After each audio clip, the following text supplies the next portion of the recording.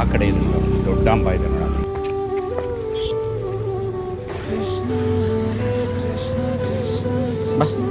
ಹೇಗೆ ಹಾಕೊಂಡೆ ಬಾ, ಪರವಾಗಿಲ್ಲ. ಹಾಕೊಂಡು ಬಾ, ಪರವಾಗಿಲ್ಲ. ಅದು ಕರೆಕ್ಟ್ ಬಂದ್ರೆ. ಆದರೆ ಇವಾಗ ಸ್ಕೂಲ್ ಹೋಗ್ತಾ ಇದೆಯಲ್ಲ. Very good.